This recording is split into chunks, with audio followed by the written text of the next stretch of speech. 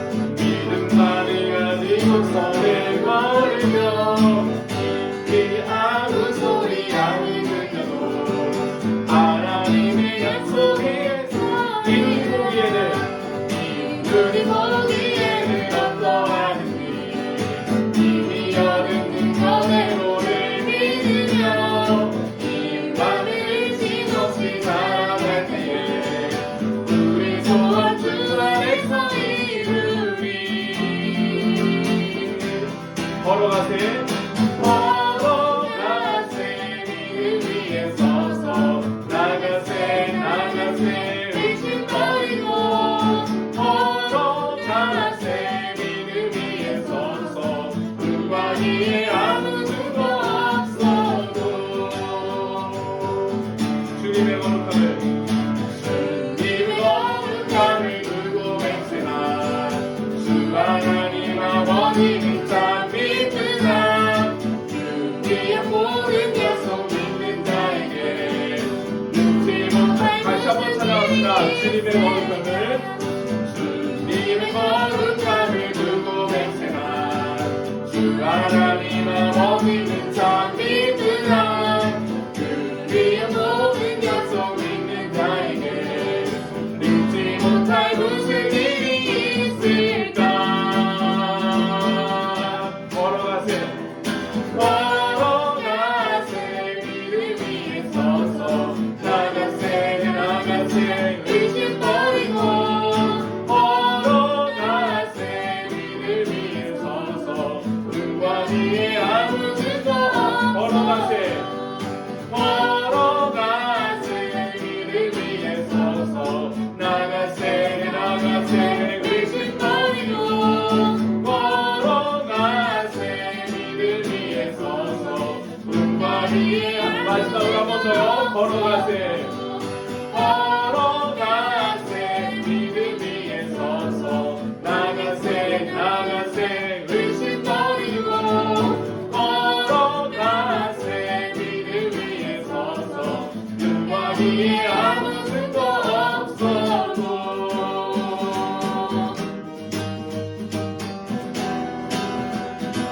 주의 약속하신 말씀 위에서 영원토록 그를 찬송하리라. 소리 높여 주께 영광 돌리며 약속 믿고 주께 서리라. 주의 약속하신 말씀 세상 영영에게 연습할 때에 말씀으로 힘써 싸워 이기려 약속 믿고 주께 서리라. 성령의 검을 들고 구원의 주를 쓰고 믿음의 방패와 눈을 냅지로 말씀 위에 굳게 서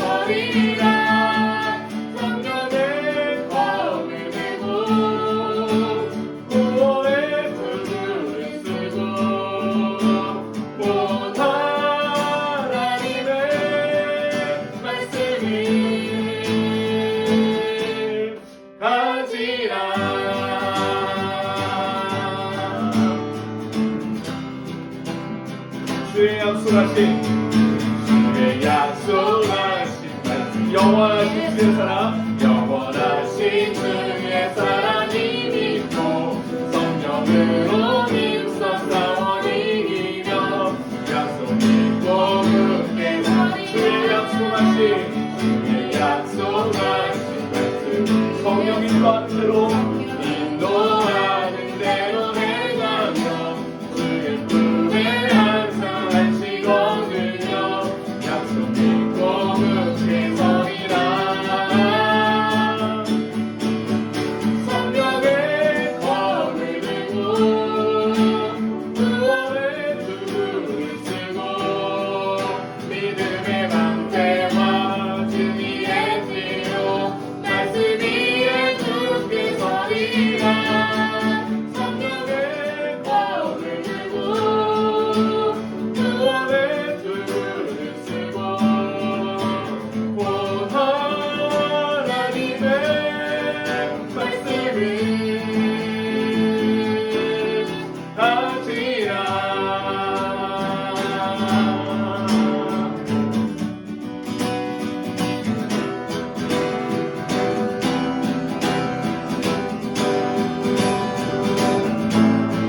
우리 다짐하며 찬양하십시다. 굳게 서리 굳게 서리 굳게 서리 굳게 서리 그 말씀 위에 굳게 서리라 굳게 서리 굳게 서리 굳게 서리 그 말씀이 다시 한번요 굳게 서리 굳게 서리 굳게 서리 굳게 서리 그 말씀이 굳게 서리라 성령의 권을 들고 구원의 두루를 쓰고 믿음의 방패와 진리의 뒤로 말씀 위에 굳게 서리라 성령의 권을 들고 구원의 두루를 쓰고 온 하나님의 말씀 다시 한번 찬양하시고 성령의 검을 들고 성령의 검을 들고 구원의 두루를 믿음의 방패와 진리의 뒤로 말씀 위에 굳게 서리라 성령의 검을 들고 구원의 두루를 쓰고 온 하나님의 말씀을 하지라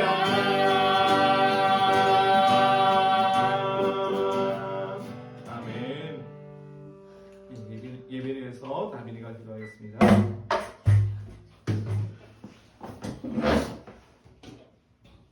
기도드리겠습니다. 하나님 아버지, 저희가 또 이렇게 귀한 주님의 말을 맞아 이곳에 모여 예배하게 하시길 감사합니다. 아멘. 아버지, 이 예배 시간 동안 우리의 이름이 아니라 주님의 이름만이 높여지길 원합니다. 아멘. 주 세 사람이 주님의 이름이 모인 곳에 주님께서 함께 하신 그 말씀을 믿으며 다른 어떤 것이 사람들의 시선을 신경 쓰는 것이 아니라 다른 눈에 보이는 것을 신경 쓰는 것이 아니라 오로지 우리 마음이 주님께 향하고 우리의 목소리가 주님께 향하고 우리의 시선이 주님께 향하며 이 모든 예배 시간 동안 온전히 주님께 마음만 드릴 수 있도록 아버지 하나님 붙잡아 주세요. 아멘. 또한 말씀을 전하신 홍도 전도사님을 미리 기도합니다. 저희를 통해 증거되는 모든 말씀이 이 땅에서 다시 주님의 나라를 세우기 위해 주님의 나라가 회복되기 위해 간절히 소망하는 이 모든 사람들의 마음속에 깊이 박혀져서 이 하나꿈 교회를 통하여 또한 모든 사람들을 통하여 다시금 주님의 나라가 세워지고 주님의 일이 다시금 역사하게 되는 그런 귀한 은혜가 있길 원합니다. 아멘. 아버지 하나님, 또한 이 자리에 함께하지 않은 언니를 위해 기도합니다. 언니가 일본에서 지내는 그 모든 시간 가운데에 아버지 하나님 하나님께서 언니를 통해 예비하신 그 길과 언니를 위해 세우신 그 수많은 사람들과 그 모든 장소들을 바라보며 정말 자신의 부르심과 사명이 무엇인지 깊이 고민하고 하나님께서 자신에게 맡기신 일을 붙잡고 간절히 기도하며 준비할 수 있는 그런 귀한 시간이 되길 원합니다. 아멘. 오고 가는 길에 그 모든 과정 속에 안전하게 지켜주시고 다시금 돌아올 때에 정말 기쁜 마음으로 주님의 은혜를 찬양하며 아름다운 주님의 세상을 찬양하며 돌아올 수 있도록 도와주세요. 아멘. 예배가 시작되었습니다. 마치는 순간까지 오직 주님 한 분만 영광 받으시길 원하며 예수님의 이름으로 기도합니다. 아멘. 예, 에베소 6장 14절부터 17절까지 주원이 읽을 수 있겠어요? 못 읽겠어요. 목 아파서? 제가 읽을게요. 예, 그럼 엄마가 엄마가 읽으세요. 예. 잠깐만 주원이가 해주고요. 네. 문서 없어요, 주원이? 주원이 문서 있잖아요. 구글 문서 있잖아요.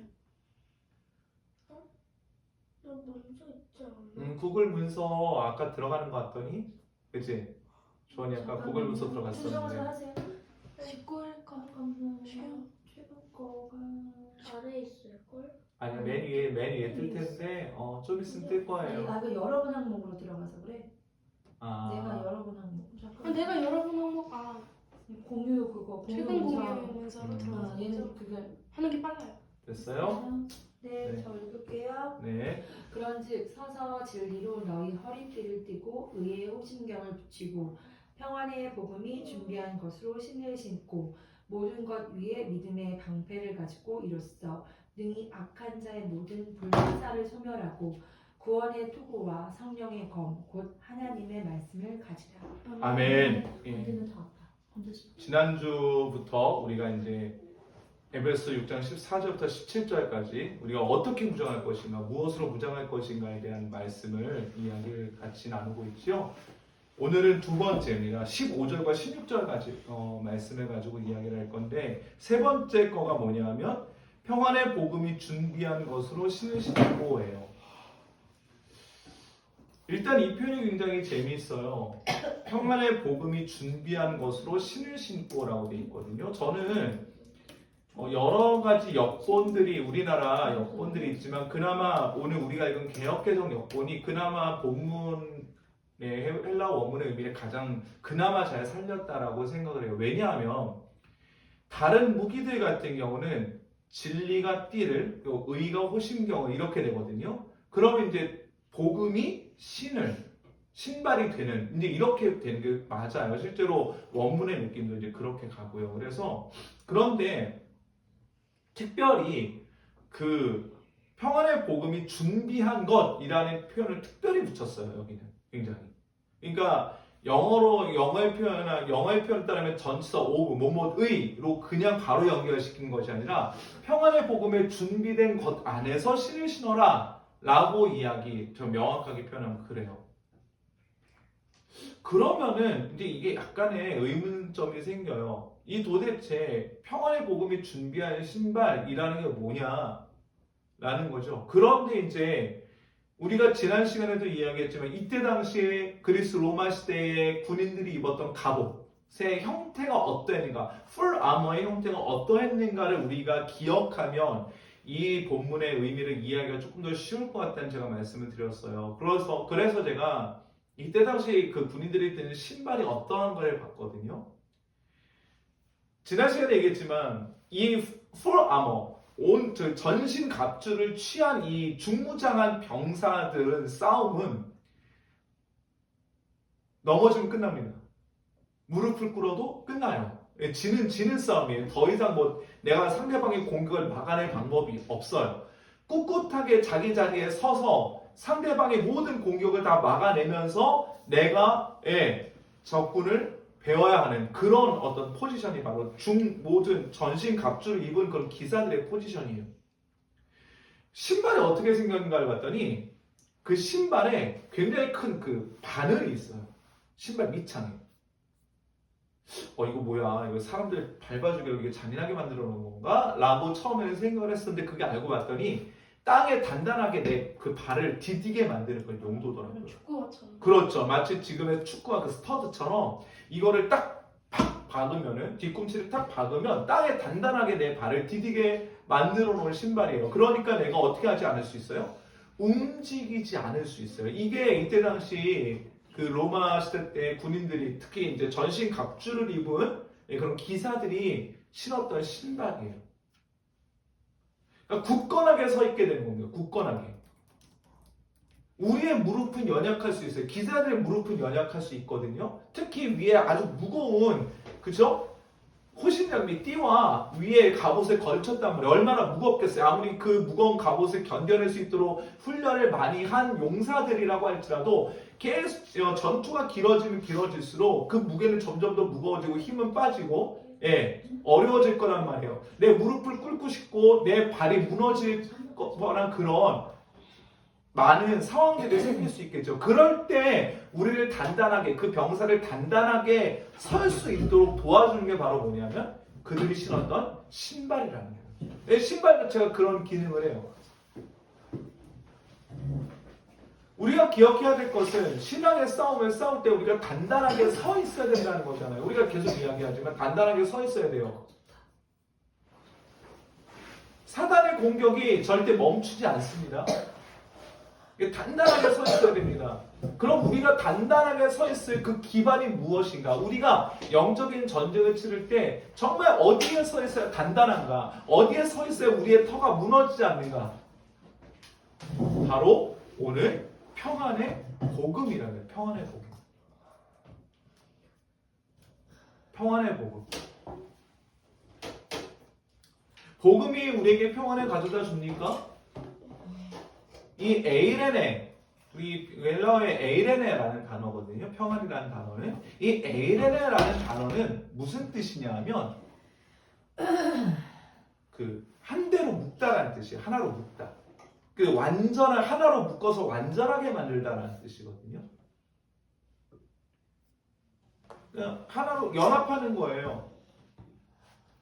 이게 평화예요. 구약시대의 샬롬이라는 단어를 생각해 보십시다. 이스라엘 사람들이 인사로 많이 썼던 샬롬이잖아요. 근데 이 샬롬은 단순히 우리에게 평화가 없는, 전쟁이 없는, 갈등이 없는 그런 단순한 그런 상태가 샬롬인가요? 진짜 샬롬이 뭐예요?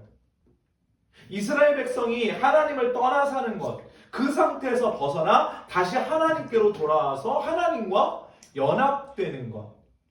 그럼으로써 하나님께서 공급해 주시는 평화를 누리는 것. 이게 구약시대 이스라엘 사람들이 그렇게 인사로 보냈던 샬롬이잖아요. 그러니까 단순히 우리의 어떤 갈등도, 어떤 전쟁도, 어떤 무슨 테러도, 테러의 위험도 이게 없는 그런 마음 편안한 상태, 우리의 몸이 편안한 상태, 우리의 정신이 안온한 상태를 가지고 평강이라고 이야기하는 게 아니란 말이에요.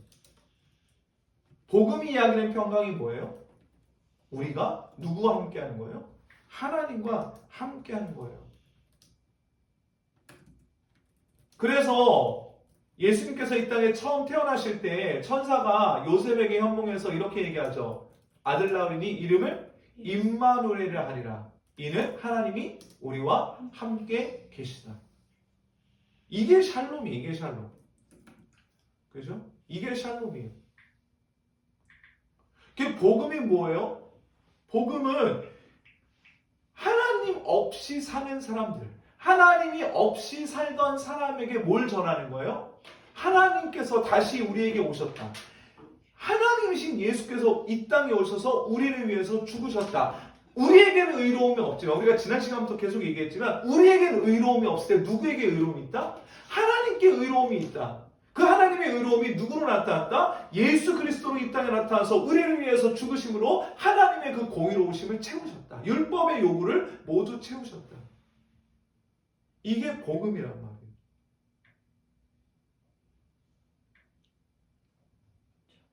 복음의 핵심은 하나님 없이도 살 수 있다고 생각했던 우리가 하나님 없이도 우리 스스로의 힘으로 우리의 삶을 영위할 수 있다고 생각했던 우리가 절대 그렇지 못하더라. 우리가 하나님 없으면 절대 살 수 없는 존재다 라는 사실을 알게 되는 거예요. 그리고 그분과 연합하는 거예요. 이게 복음의 핵심이에요. 이게 복음이 주는 평강이라고요. 그래서 예수님께서 제자들에게 뭐라고 말씀하세요? 평안을 너희에게 주노라. 내가 주는 것은 세상이 주는 것과 같지 않다. 교회가 자꾸 세상이 줄 수 있는 것을 더 세련되게, 더 많이, 더 풍성하게 주려고 경쟁하면 안 됩니다. 복음은 절대 우리에게 그런 평안을 약속한 적이 없어요. 복음이 주는 평안은, 복음이 주는 평강은 우리가 누구와 화목되었다? 하나님과 화목되었다. 하나님과 원수되었던 그 포지션에서 예수 그리스도의 죽으심과 부활하심으로 말미암아 우리가 그와 연합됨으로 말미암아 하나님과 화목되었다. 이게 복음이 주는 평강입니다.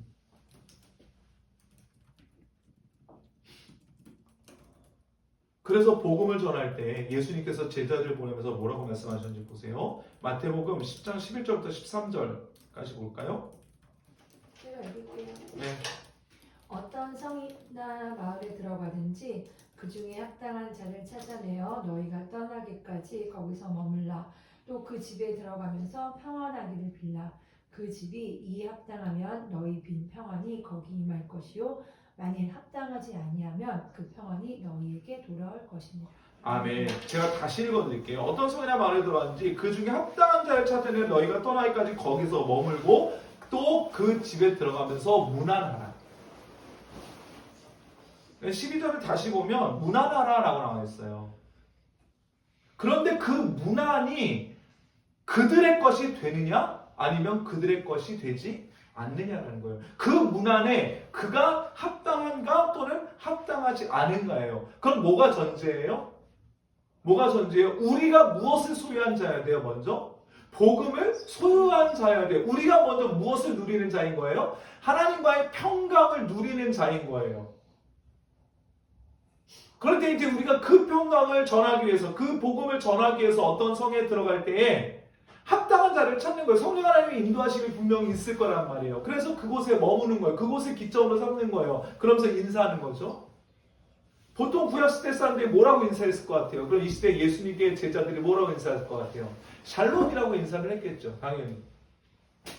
그럼 그 샬롬이 그 사람에게 합당한가 합당하지 아니한가? 만약에 그 샬롬이 그 사람에게 합당하다면, 샬롬이 그 사람의 것이 될 것이라면, 성령 하나님께서 그를 하나님의 자녀로 부르시기 위해서 일하실 것이라면 그 샬롬은 결국 어느 누구의 것이 될 것이다? 그의 것이 될 것이다. 그러나 만약 그가 그렇지 않다면 그 샬롬은 누구의 것이 될 것이다? 다시 너희에게 돌아올 것이다.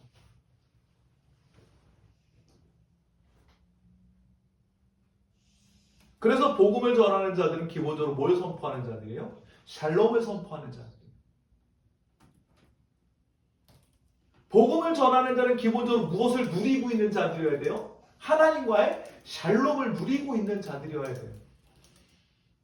내가 샬롬을 누리고 있지 않은데, 내가 하나님과의 관계가 단절되어 있는데 내가 복음을 힘있게 전할 수 있는가? 아니 쉽지 않아. 그렇지 못하다는 거예요. 그렇지 못하다.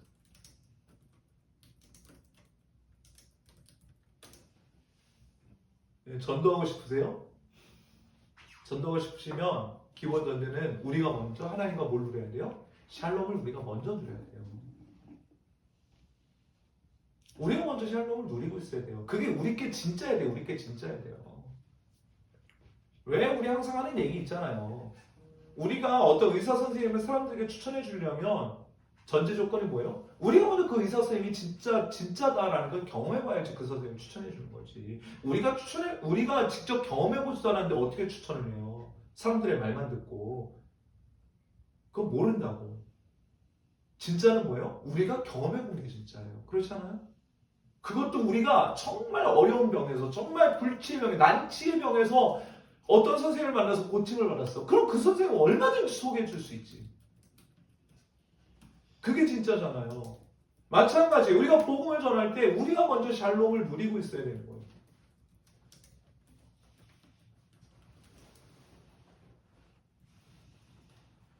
기억하실 거는 이 샬롬이 절대 어떤 특정한 사람의 전유물이 아니라는 사실을 기억하셔야 돼요. 다시요. 이 샬롬은 절대 어떤 특정한 사람의 전유물이 아닙니다. 복음을 전할 수 있는 사람 따로 있고 복음을 전할 수 없는 사람 따로 있는 게 아니라는 사실 기억하셔야 돼요. 오늘 베드로가 누구를 만났는지 한번 사도행전 10장 34절부터 봅시다. 사도행전 10장 34절부터 37절 다빈이가 읽어주겠어요? 베드로가 입을 열어 말하되 내가 참으로 하나님은 사람의 외모를 보지 아니하시고 각 나라 중 하나님을 경외하며 의를 행하는 사람은 다 받으시는 줄 깨달았도다. 만유의 주 되신 예수 그리스도로 말미암아 화평의 복음을 전하사 이스라엘 자손들에게 보내신 말씀 곧 요한이 그 세례를 반포한 후에 갈릴리에서 시작하여 온 유대에 두루 전파된 그것을 너희도 알거니와. 아멘. 놀랍게도 이 화평이라는 에이레네라는 단어가 맨 처음 등장했던 게 아까 우리가 읽었던 마태복음 10장 그 본문이고, 네, 그 다음에 여기서 또 튀어나와요. 화평의 복음. 화평의 복음. 그게 똑같은 단어예요. 에이레네. 그리스어로. 그런데 그걸 지금 누구에게 전하고 있어요? 이방인에게 전하고 있다고요. 고넬료에게. 이 장면 이전에 베드로가 어떤 환상을 보았는지 여러분들 아마 기억하실 수 있겠습니다. 사실 베드로가 그 머물러고 있던 집도 평범한 집이 아니었어요. 그 피장 시몬의 집에 머물러. 피장이 뭐냐면 이제 가죽으로 물건을 만드는 그런 사람의 집이었거든요. 그런데 이 피장도 사실은 율법의 기준으로 보면 절대 깨끗한 집이 아닙니다. 왜 그러죠? 동물의 피를 만져야 되잖아요. 동물의 피를 손에 묻혀야 되는 직업입니다. 그러니까 유대인의 율법의 기준으로 하면 이 사람은 절대 깨끗한 사람이 아니에요. 그런데 베드로가 이 피장 시몬의 집에 머물고 있었단 말이에요. 이것만 해도 사실은 범상치 않은 상황이었어요. 이미 유대인의 율법에 금이 가고 있었어요. 그런데 기도할 때 그 집에서 기도하는데 베드로가 환상을 봅니다. 하늘에서 내 귀퉁이가 딱 잡힌 보자기가 싹 내려오는데 그 안에 온갖 부정한 짐승들이 다 있습니다. 여기서 부정한 짐승이라는 게 뭐 더러운 짐승 이런 게 아니라 이 모세 율법에 먹지 말라 금하신 그런 것들이 잔뜩 있었던 거잖아요. 그런데 하늘에서 소리가 들려옵니다. 뭐라고 들려와요? 먹어라. 베드로 입장에서는 황당하죠? 그래도 자기가 이스라엘 사람인데 그러니까 뭐라고 얘기해요? 하나님께서 먹지 말라 금하신 것을 내가 먹은 적이 없습니다. 그랬더니 먹어라 라고 말씀하신다면 이게 몇 번 반복됐어요? 3번 반복됐어요. 그러니까 베드로 입장에서 솔직히 뭔가 싶었을 거예요. 그런데 바로 누가 와요? 고넬료라는 이탈리아의 백부장이 보낸 사람이 옵니다. 왜 사람을 보냈어요? 고넬료가 환상을 보잖아요. 야, 사람을 보내서 시몬이 베드로라고 하는 사람을 추천해라. 그 사람을 통해서 네가 뭔가를 듣게 될 거다. 보니까 고넬료가 본 환상의 내용과 베드로가 본 환상의 내용이 너무나도 완벽하게 일치를 매치되는 거예요. 뜻이 딱 아구가 맞는 거죠. 그러니까 오늘 베드로가 이 고백을 하는 거예요. 그런데 보세요. 모세 율법의 기준에 의하면 유대인들과 이방인들은 서로 화평할 수 있는 존재가 아니에요. 율법이 없는 이방인들은 하나님과 화평할 수 있는 존재가 아니에요. 베드로의 기존의 시간을 가지고는 베드로의 기존의 기준을 가지면 절대로 하나님과 화평할 수 없는 존재에게 예수 그리스도를 통해서 무엇을 선포하셨어요? 화평의 복음을 선포하고 계시다라는 사실을 오늘 베드로가 깨닫잖아요. 놀라운 일이에요. 우리 기준으로는 저 사람이 무슨 예수를 믿어. 우리 기준으로는 어떻게 저 사람이 거듭나. 우리 기준으로는 어떻게 저런 사람이 새롭게 될 수 있어. 어떻게 저런 사람이 하나님의 자녀가 될 수 있어. 그런데 오늘 보세요. 베드로의 고백이 뭐예요? 내가 참으로 하나님은 사람의 외모를 보지 아니하신다.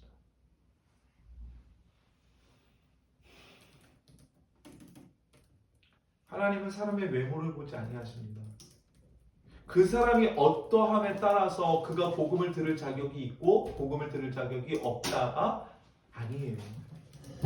하나님은 절대 사람의 외모를 보지 아니하세요. 화평의 복음, 평화의 복음은 모든 사람이 들어야 하는 복음입니다. 믿으세요? 네. 예, 우리가 그 복음을 듣고, 우리가 먼저 그 복음을 듣고, 우리 같은 사람이 먼저 그 복음을 듣고 하나님과 화목해 되었어요. 저 같은 사람이, 저 같은 죄인이 그 화평의 복음으로 인해서 하나님과 화목해 될 수 없었던 자가 하나님과 화목해 됐다.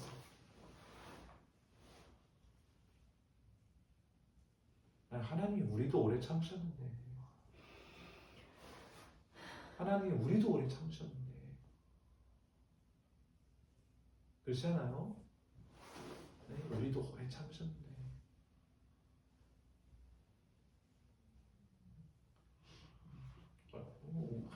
하나님의 우리가 오래 참는다 해봤지만 하나님의 시간으로는 그죠? 점 한 점 찍히는 것, 그 이상도 이하도 아닐 거예요. 그죠? 하나님의 그 영원하신 시간 속에 우리 인간의 시간이라는 거는 그죠? 우리 지난주에 할머니 장례도 치러봤지만 제가 그 입관 직전에 그 기도를 했거든요. 인간의 유한함과 하나님의 영원하심이 교차하는 순간이라는 거. 우리 사실 지난번 성탄절에 제주도 갔었을 때도 그죠? 그런 상황들 겪으면서 인간의 유한함과 하나님의 영원하심이 교차하는 그 성탄절을 겪었지만 장례식 때 또 그 말씀이 또 떠오르는 거예요. 이제. 그죠? 그러니까 우리가 오래 참는다 아유 지겨워 저 인간 언제 돌아오나 그럴 거 아니라니까. 하나님의 영원하심 안에서는 우리의 오래 참음은 그저 진짜 진짜 0.01mm 볼펜 한 점도 안 돼요.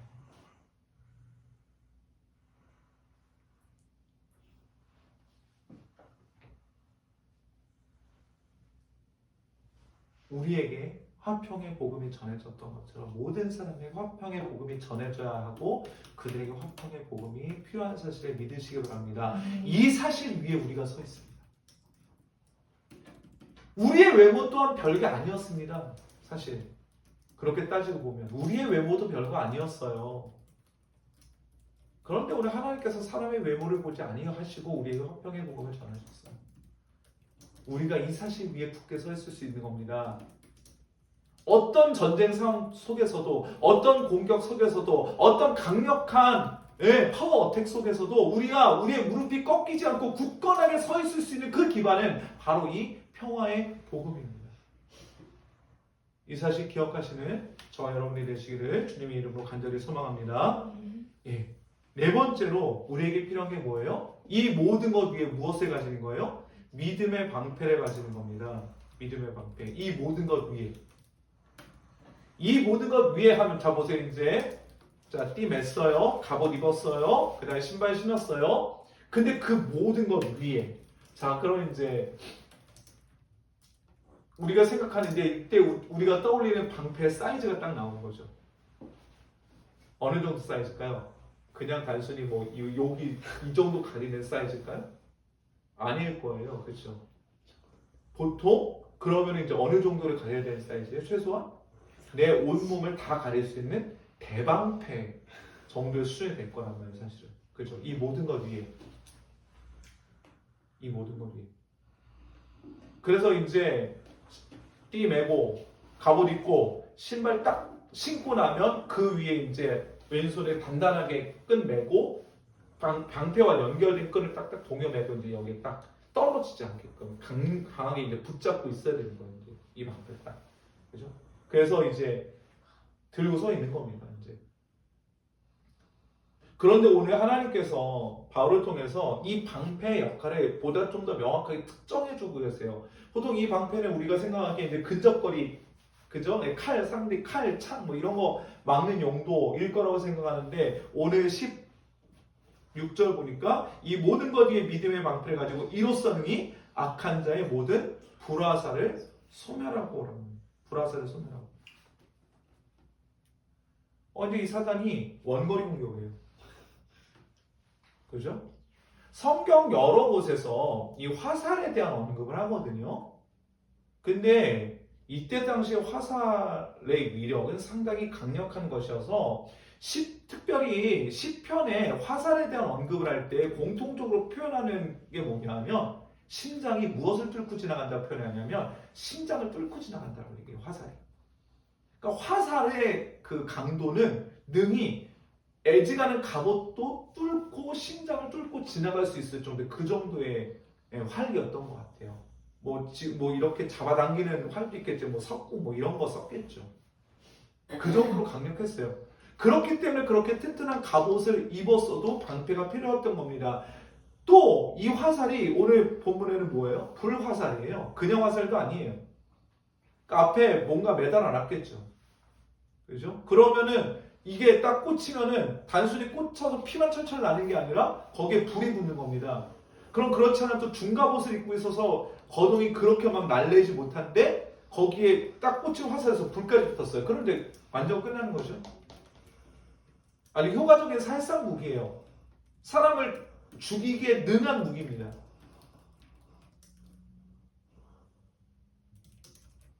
도대체 그러면은 이 화살을 사단이 어떤 방식으로 쓸까?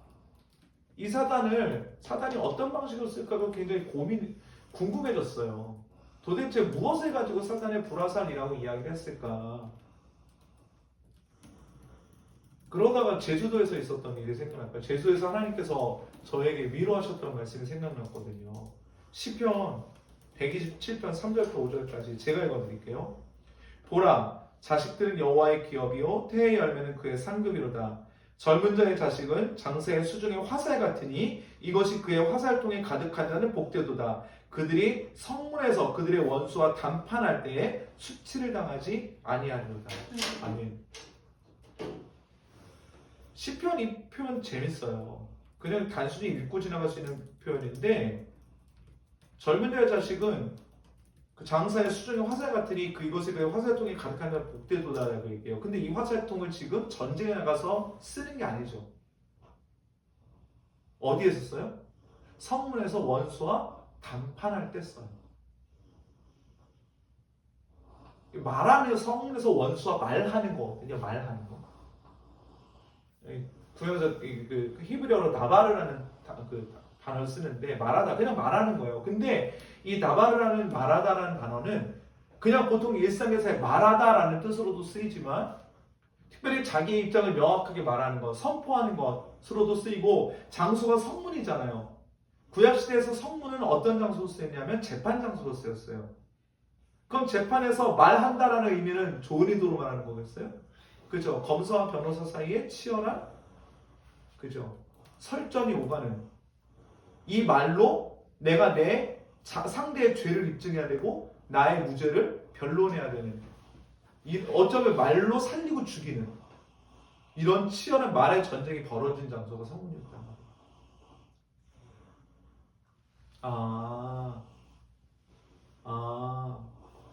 사단의 불화살 다른 데 있지 않겠구나. 사단이 온갖 참소함으로 우리 안에서 속삭이는 그 무수한 말들, 우리 안에서 무수히 속삭이는 그 말들, 그죠? 그러니까 사단이 물론 다른 수많은 수단들도 쓰겠지만 성도를 가장 효과적으로 무력화시키는 방법 중에 하나는 뭐냐면 바로 우리 안에서 사단이 말로 참소하는 거예요. 우리에게 뭘 드러내는 거예요? 죄를 드러내는 거예요.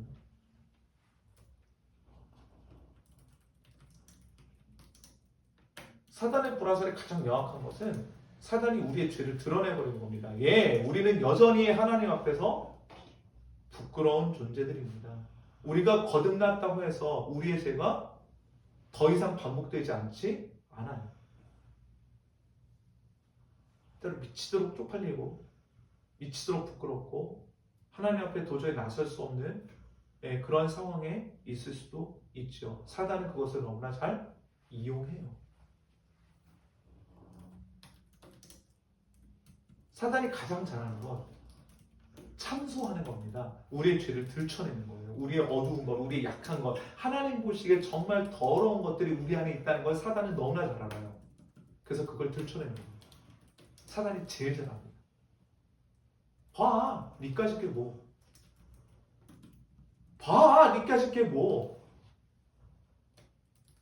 봐, 너 그거밖에 안 되잖아. 네가 무슨 하나님의 자녀라고. 참소하는 거예요. 사단이 제일 잘합니다. 다른 어떤 외부적인 공격들을 어떻게든 막아내겠는데 내 안에서 울리는 그 사단의 속삭임은 가장 견디기가 힘들어.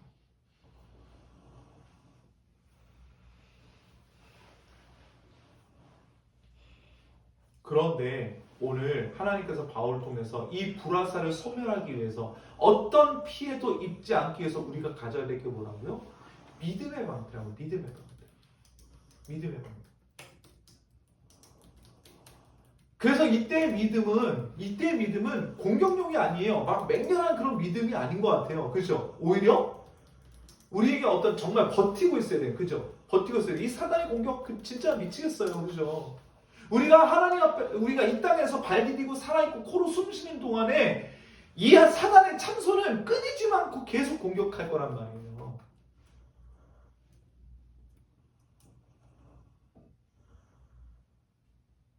그러니 미치겠다고. 차라리 하나님께서 빨리 나를 데려가셨으면 좋겠어. 이 참소가 좀 끝나게. 여전히 하나님께서 우리를 이 땅 가운데서 당신의 일을 위해서, 당신의 영광을 위해서 세워두시려는 걸 아는데 그것과 별개로 사단이 계속해서 우리를 공격해서 빨리 내가 좀 하나님께서 나를 데려가셨으면 나 더 이상 이 죄와의 싸움 너무나도 힘들어 죽겠는데. 그런데 이때 우리에게 필요한 게 뭐예요? 믿음의 방패. 믿음의 방패. 견디는 거예요. 견디는 거예요. 이 수많은 참소들, 이 수많은 어려움들 견뎌내는 겁니다. 무엇으로요? 믿음으로 견뎌내는 거예요. 그래서 이게 뭐하고 연결되어 있어요? 평안의 복음하고 연결되어 있는 거예요. 잘 기억하세요. 지금까지 우리가 4가지 이야기했잖아요. 진리의 어레띠, 의의 후신경, 그리고 평안의 복음의 신발, 그리고 믿음의 방패. 이게 다 각각 떨어져 있는 무기들이 아니에요. 우리의 믿음은 뭐예요, 결국? 이 평안의 복음으로 우리가 하나님과 화목되었다.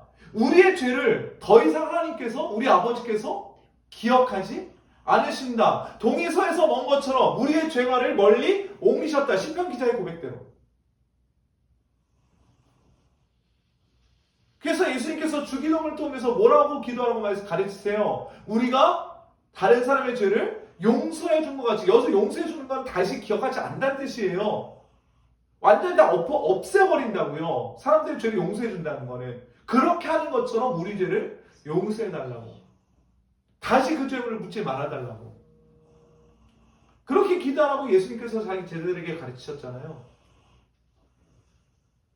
그 사단 자꾸 그 사실을 잊어버리게 만들고 자꾸 참소한단 말이에요.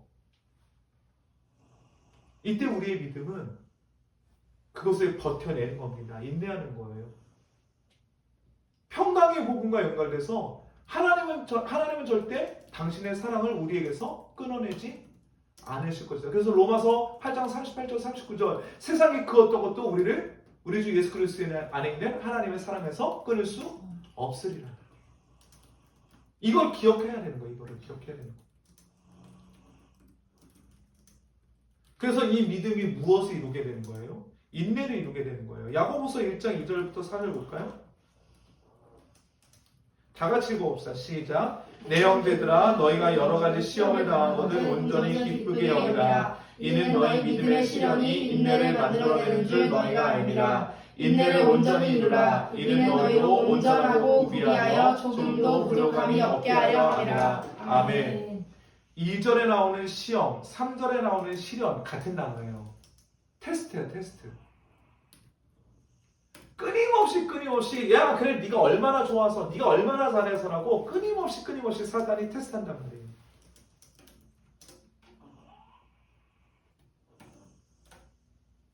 사단은 절대 우리 가만 편안하게 놔두지 않아요. 기억하세요. 자꾸 흔들 거예요. 그런데 야고보 장로는 이 믿음의 시련이 우리로 하여금 무엇을 이루게 할 거다? 우리의 인내를 이루게 할 거다. 우리의 인내를 만들어낼 거다. 그래서 뭐하도록? 온전하고 구비하여 조금도 부족함이 없는 자로 만들게 될 거다. 이 인내를 가지고.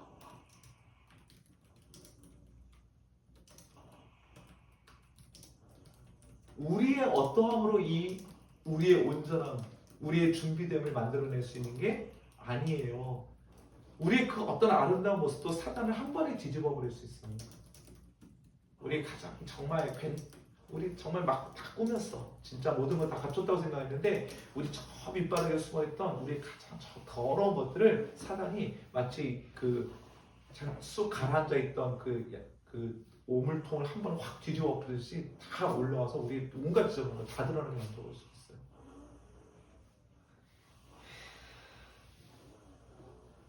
그러나 그때 기억하셔야 됩니다. 그때 기억하셔야 됩니다. 하나님의 사랑은 절대 우리를 놓으시지 않습니다. 하나님의 부르심에 절대 후회가 없습니다. 이거 기억하면서 인내하셔야 돼요. 그래서 평안의 복음과 믿음의 방패에 연결되어 있습니다. 우리가 지난 시간에 봤지만 진리의 띠와 의의 호신경 연결되어 있었잖아요. 이제 이 의의 호신경이 평안의 복음과 그리고 평안의 복음이 믿음의 방패와 연결되어 있어요.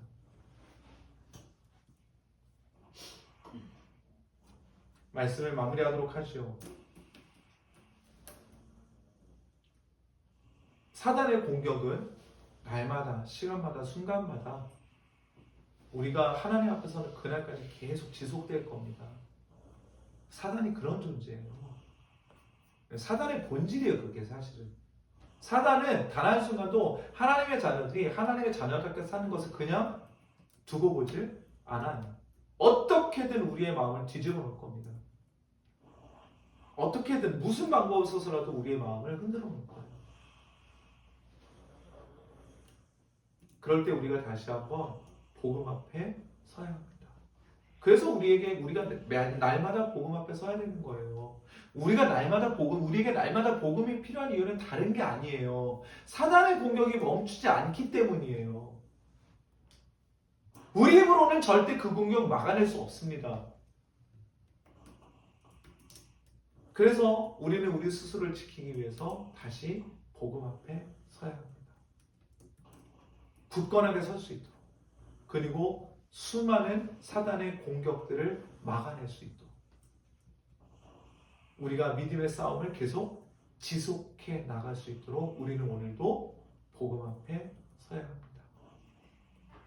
날마다 주의 은혜 앞에, 주의 복음 앞에 서셔서 사단의 수많은 공격들을 잘 버텨내시고 인내를 귀히 이루는 저와 우리 모든 성도님들 되시기를 주님의 이름으로 간절히 소망합니다.